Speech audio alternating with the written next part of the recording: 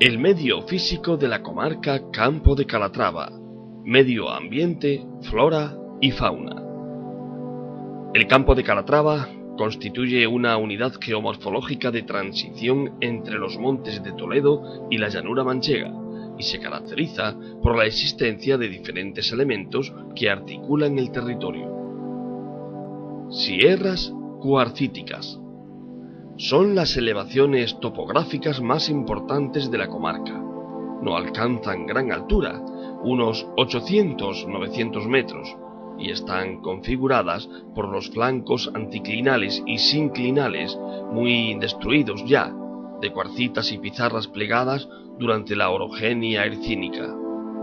Estas estructuras fueron intensamente fracturadas durante el plegamiento alpino. Afloramientos eruptivos. Asociadas a las fracturas estructurales producidas durante el plegamiento alpino, las erupciones volcánicas se emplazan a lo largo de estas grietas, originándose una disposición en bandas, la dirección noroeste-sureste del fenómeno volcánico. Las coladas se manifiestan en fondos de valle y en vertientes, formando sus fuertes lóbulos escarpados. Los volcanes en cúpula, cabezos o castillejos dan lugar a cerros que destacan en el relieve comarcal.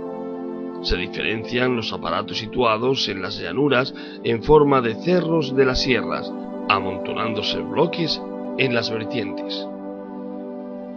La presencia de CO2 en los magmas que dieron lugar a las erupciones, ocasionando el fenómeno de los hervideros o manantiales, en los que se desprenden burbujas de anhídrido carbónico, con los que tienen mucha relación numerosos balnearios, en la actualidad abandonados. En resumen, los materiales y la morfología indican una actividad dominantemente efusiva, capaz de dar volcanes en cúpula y en forma de domos con coladas, una actividad mixta, con piroclastos junto al foco emisor y un derrame de lavas, y una actividad explosiva que forma cráteres en las rocas cuarcíticas de las sierras. Lagunas endorreicas. En muchos casos, los cráteres volcánicos se inundan de agua procedente de lluvia a través de la escorrentía superficial. En otros casos son las depresiones del terreno las que se colmatan de agua, dando lugar siempre a lagunas endorreicas de carácter estacional, tales como la de Pozuelo. Respecto a la red fluvial, la inmensa mayoría de la comarca se encuentra incluida en la cuenca del Guadiana, arteria principal del sistema de drenaje.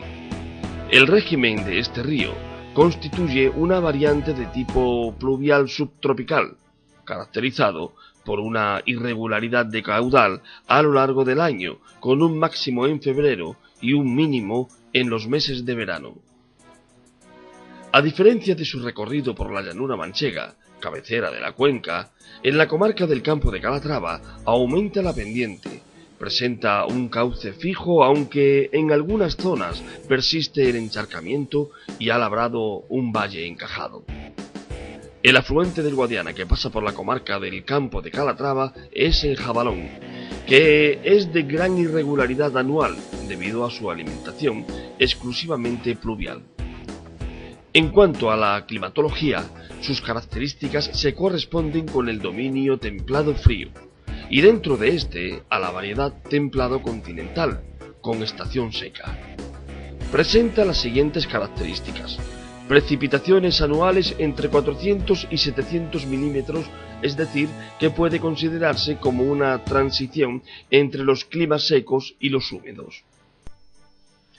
El régimen pluviométrico se caracteriza por tener dos máximos equinocciales, un mínimo relativo en invierno y una sequía estival acusada.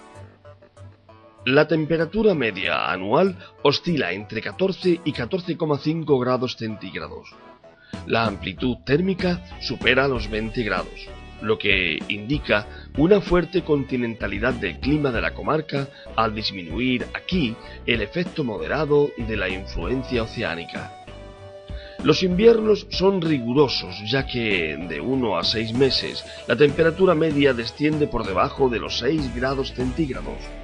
Las heladas son numerosas, sobre todo en enero, febrero, marzo, noviembre y diciembre. La comarca recibe un total de 2.784 horas de sol al año, lo que supone un alto índice de insolación al año, repartiéndose la mayor cantidad de aquellas en verano, sobre todo en julio, con 380 horas. Respecto a la flora y fauna, la vegetación presenta claras diferencias en cuanto a distribución, dependiendo de las unidades morfológicas que se encuentran. Sierras cuarcíticas. Encontramos en estas serrezuelas comunidades vegetales caracterizadas por la presencia de especies tales como la coscoja, que se presenta en forma de arbusto y a escasa altitud, el lentisco o charneca, que tiene una distribución similar a la coscoja, el torbisco, diferentes especies de jara, jara común o pringosa, jara blanca, jara negra, plantas aromáticas como el tomillo, romero, jazmín, apareciendo en las laderas orientadas al sur el cantueso y tomillo, y en las orientadas al norte la coscoja, el torbisco, el espino blanco y negro y la madreselva. Lagunas endorreicas. Estas lagunas acogen una vegetación característica encontrándose diversas especies de ovas y madeja de agua. Los carrizos que abundan en zonas húmedas de todo tipo, la espadaña y el taray. Estos dos últimos se dan en ejemplares sueltos, excepto en el río Jabalón. De la fauna podemos decir que mayoritariamente destaca la avifauna, cuyas más importantes especies se encuentran en las lagunas y éstas poseen gran importancia por recoger en ellas una amplia diversidad. Cerceta común, pato colorado, pato cuchara, focha común, porrón moñudo, ana de rabudo, ana de silbón, azulón. Además de estas, también hay otras especies asociadas, como la cigüeña común, la ave fría, la gaviota reidora y rapaces, como el aguilucho lagunero. Algunos elementos destacados en este apartado son: la Laguna del Prado, declarada refugio de caza por el decreto 6588 del 17 de mayo del Consejo de Gobierno de la Junta de Comunidades de Castilla-La Mancha, zona integrada en el concierto Ramsar, humedales protegidos de la Unión Europea, lugar de interés comunitario, LIC. Se trata de una depresión cerrada, de origen pseudocárstico, esto es, producto de la disolución de los potentes paquetes de yesos pliocenos que subyacen a la costra calcárea pliopleistocena. Así, a la vista nos parece una gran laguna esteparia situada sobre una depresión del terreno donde se acumula el agua de lluvia y la procedente de la escorrentía de terrenos limítrofes. Posee recursos de agua durante todo el año, excepto en los meses estivales, que sufre grandes estiajes, precisamente cuando es perceptible a simple vista una gran mancha cubierta de esflorescencias salinas. Las dimensiones de esta laguna son aproximadamente de unos 1000 metros de longitud por 500 metros de anchura, con una superficie protegida de entre 51 a 55 hectáreas, es decir, hasta unos 100 metros de sus límites, siendo aguas muy someras. En la actualidad, y gracias a los distintos decretos de protección, se encuentra en periodo de recuperación tras haber sufrido años de vertidos detríticos procedentes del municipio. Su profundidad máxima es de aproximadamente 30 centímetros, y desde el punto de vista físico-químico, sus aguas se caracterizan por el alto contenido en sales y su pH muy alcalino, siendo definidas como cloruros sulfatados sódico-magnésicas. Estas propiedades del agua hicieron que en otros tiempos se emplearan como aguas medicinales, ya que eran embotelladas y comercializadas con el nombre de aguas La Inesperada. Mientras, el vaso de la laguna está formado por depósitos de limos y arcillas de colores grisáceos cuya composición mineralógica es de un 70% de yeso y un 30% de dolomita, siendo su edad Holocena. Según la profesora González Cárdenas, se trata de la laguna más salina del campo de Calatrava, alcanzando valores parecidos a los de las lagunas manchegas más norteñas. Su génesis está asociada al hidrovolcanismo calatravo, tratándose de un cráter de explosión de origen freático o freatogmático. Es un auténtico ecosistema lacustre de aguas hipersalinas ricas en materia orgánica. En lo que respecta a la flora, la laguna posee toda serie de especies propias de zonas encharcadas y de posterior desecación. Así, encontramos en las márgenes de la misma una formación juncosa, mientras al noroeste se aprecia una repoblación de pino alepo.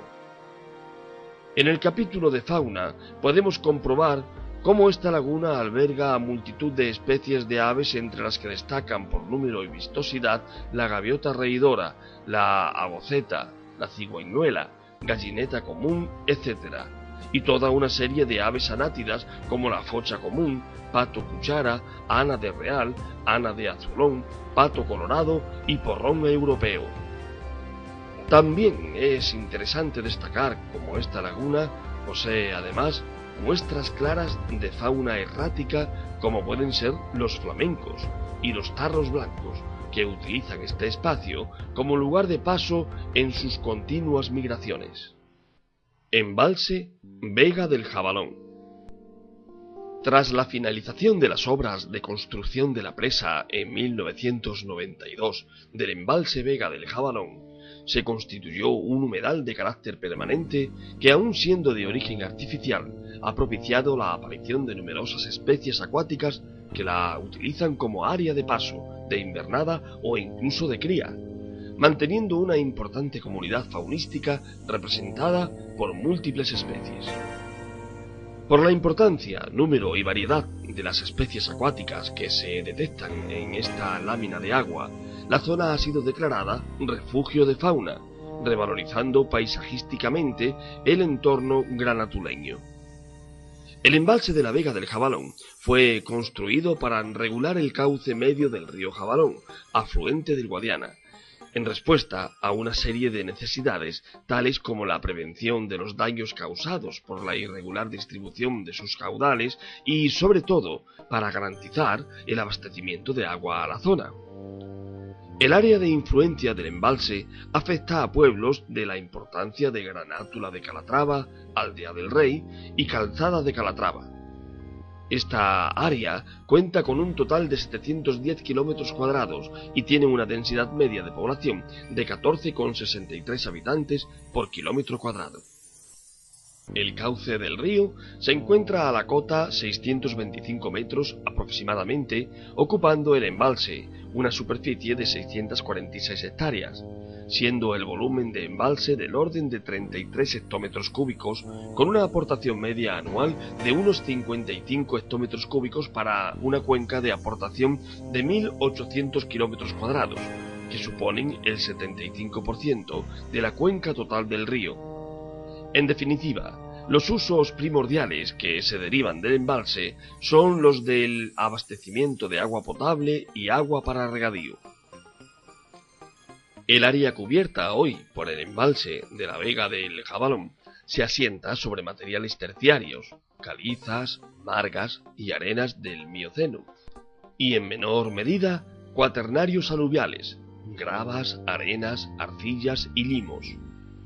El relieve sobre el que se asienta el embalse tiene forma de cubeta y tiene su origen en la obstrucción por la emisión de una colada del volcán Columba, del antiguo valle del río, lo cual llevó consigo la formación de un lago que retuvo sus aguas hasta que finalmente, por erosión, logró abrirse camino de nuevo. El origen de este depósito aluvial está provocado por la retención de materiales de arrastre que sufrió el río Jabalón. Esto fue debido, posiblemente, a la constitución durante el Cuaternario de una zona endorreica sin salida de drenaje, por lo que el emplazamiento actual del embalse aprovecha el antiguo lago existente en la zona. El área comprendida por el embalse y las zonas de influencia caracterizadas por un nivel freático elevado condicionan especialmente la aparición de una vegetación que, aunque no muy desarrollada todavía, debido a la creación relativamente reciente del embalse, en algunas áreas forma manchas densas que sirven de refugio y zona de cría a determinadas aves acuáticas, generalmente anátidas y limícolas. Estas manchas de vegetación se localizan en las orillas del río Javanón próximas a la presa y en la cola del embalse.